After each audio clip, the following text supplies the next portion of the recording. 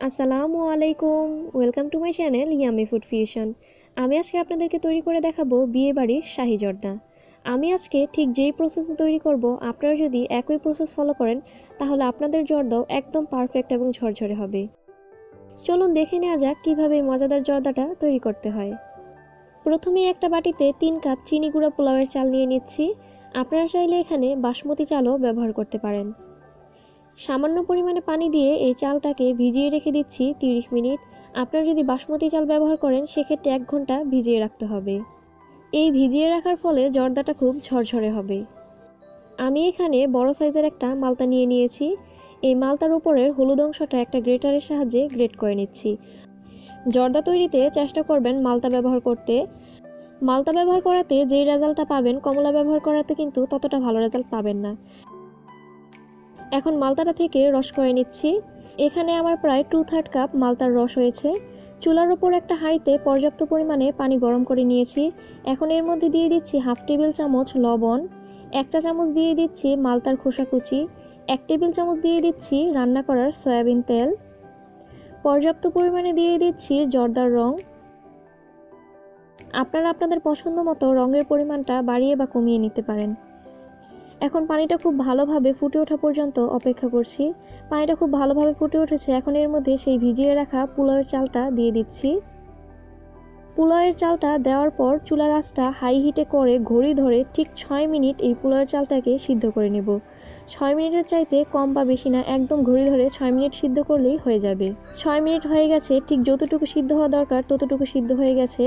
এখন পোলাওয়ের চালটা থেকে এই পানিটা ঝরিয়ে ঠান্ডা পানি দিয়ে ধুয়ে নেব। চুলার উপরে একটা হাঁড়ি বসিয়ে বাটার এবং ঘি মিলিয়ে দিয়ে দিচ্ছি 1/3 কাপ, আর রান্না করার সয়াবিন তেল দিয়ে দিচ্ছি 1/3 কাপ। বাটার এবং ঘি গরম হয়ে আসলে এর মধ্যে 4টা তেজপাতা দিয়ে দিচ্ছি,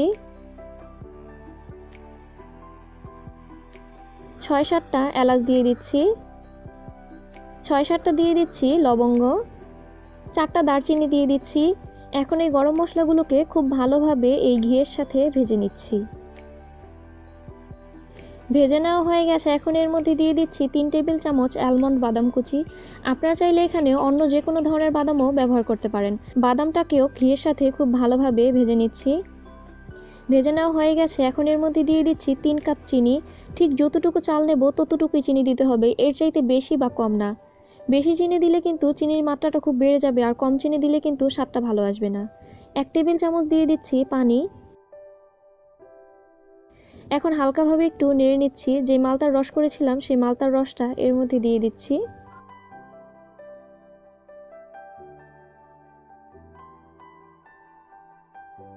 এখন চিনিটা খুব ভালোভাবে গলে গিয়ে একটা বলক আসা পর্যন্ত অপেক্ষা করছি।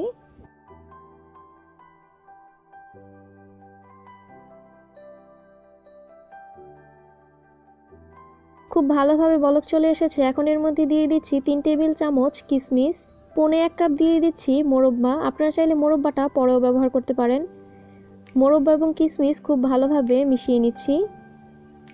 এখন এর মধ্যে সেই ধুয়ে নেওয়া চালটা দিয়ে দিচ্ছি।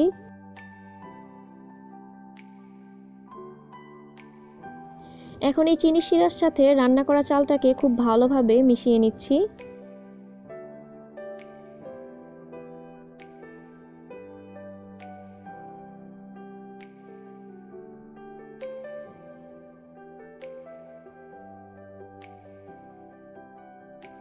চিনি শিরার সাথে খুব ভালোভাবে মিশিয়ে নেওয়া হয়ে গেছে।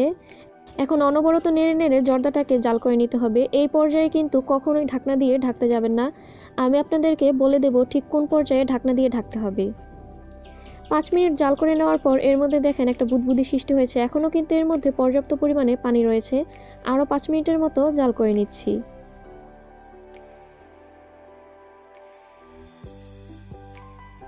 5 মিনিট জাল করে নেওয়া হয়ে গেছে। দেখতে পাচ্ছেন এর মধ্যে কিন্তু এখনও অনেকটা পানি রয়েছে।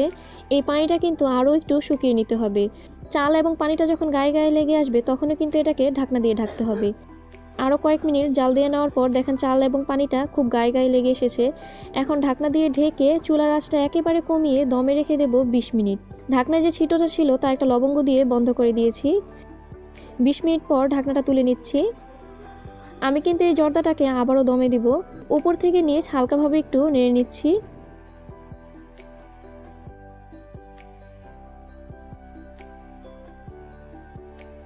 এখন এর মধ্যে দিয়ে দিচ্ছি হাফ কাপ গুঁড়া দুধ। আপনারা এখানে মাওয়া ব্যবহার করবেন, আমার কাছে মাওয়াটা নেই, এই জন্য আমি এখানে গুঁড়ো দুধটাই ব্যবহার করছি। 1 টেবিল চামচ দিয়ে দিচ্ছি ঘি, হাফ টেবিল চামচ দিয়ে দিচ্ছি কেওড়া জল। এখন এই 3টা উপাদান খুব ভালোভাবে জর্দার সাথে মিশিয়ে নিচ্ছি। আপনারাও চেষ্টা করবেন আমার মতো 2 বার দমে দিতে, এতে করে কিন্তু জর্দাটা একদম পারফেক্ট হবে।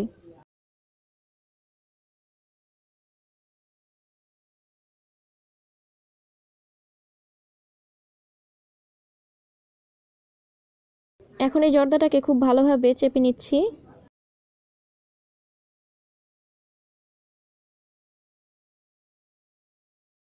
ঢাকনা দিয়ে ঢেকে চুলার আঁচটা একদম লো করে দিয়ে দমে রেখে দিচ্ছি 10 মিনিট। 10 মিনিট পর চুলার আঁচটা অফ করে দিয়ে ঢাকনাটা তুলে নিচ্ছি। দেখতেই পারছেন জর্দাটা কতটা পারফেক্ট এবং ঝরঝরে হয়েছে। এর চালগুলো কিন্তু একেবারে সিদ্ধ হয়ে গেছে আর এটা কিন্তু একদম ঝরঝরে রয়েছে। জর্দার প্রধান বৈশিষ্ট্যই কিন্তু এটা, আর জর্দার অসম্ভব সুন্দর ঘ্রাণ বেরিয়েছে।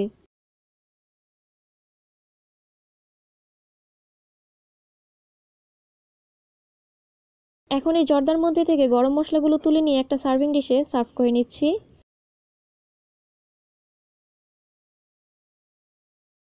কিছু বেবি সুইটস এবং মোরব্বা দিয়ে জর্দাটাকে সার্ভ করে নিয়েছি। দেখতেই পাচ্ছেন ঠান্ডা হওয়ার পরও জর্দাটা কতটা সফট এবং ঝরঝরে রয়েছে। আশা করি আমার আজকের এই রেসিপিটা ফলো করে আপনারা জর্দা তৈরি করবেন, একদম হুবহু বিয়েবাড়ির মতোই জর্দা হবে। আর আমার রেসিপিগুলো আপনাদের কাছে ভালো লেগে থাকলে প্লিজ আমার চ্যানেলটা সাবস্ক্রাইব করবেন। আল্লাহ হাফেজ।